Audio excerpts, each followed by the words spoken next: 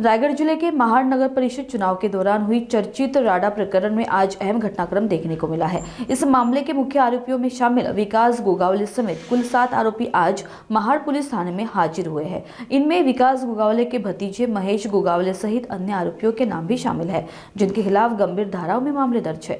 गौरतलब है कि एक दिन पहले ही इस केस में अब तक गिरफ्तारी न होने को लेकर बॉम्बे हाईकोर्ट ने राज्य सरकार पर कड़ी नाराजगी जताई थी। सुनवाई के दौरान अदालत ने सरकार को आड़े हाथों लेते हुए यहाँ तक कह दिया था कि मुख्यमंत्री इतने असहाय हो गए हैं कि उनसे कुछ भी नहीं हो पा रहा है। हाईकोर्ट ने यह भी तीखी टिप्पणी की थी कि अगर गिरफ्तारी करनी हो तो 24 घंटे में किसी को भी पकड़ा जा सकता है, लेकिन जब गिरफ्तारी नहीं करनी होती तो केवल हलफनामे दाखिल किए जाते हैं। अदालत ने सरकार को यह भी निर्देश दिए थे कि मुख्यमंत्री और मंत्री भरत गोगावले से सीधे निर्देश लेकर कार्रवाई की जाए। इस पृष्ठभूमि में आज आरोपियों का पुलिस थाने में हाजिर होना बेहद अहम माना जा रहा है। अब सभी की नजर पुलिस की अगली कार्रवाई और गिरफ्तारी को लेकर फैसले पर टिकी हुई है। ओके, सुरू करू। नगरपालिकेच्या मतदानाच्या दिवशी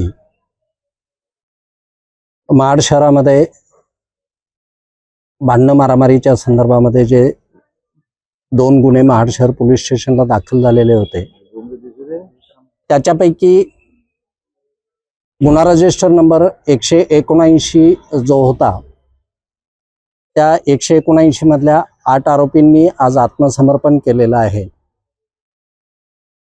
त्यानंतर पुढची कायदेशीर प्रक्रिया चालू आहे, पुढचा तपास चालू आहे। आरोपींकडे जो तपास करणं आवश्यक आहे त्या बाबी पोलीस करत आहेत।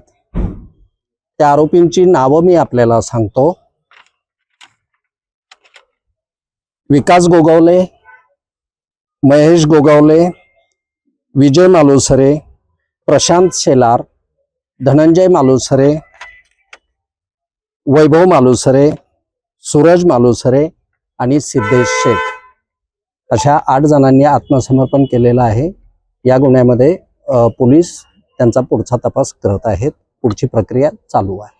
धन्यवाद।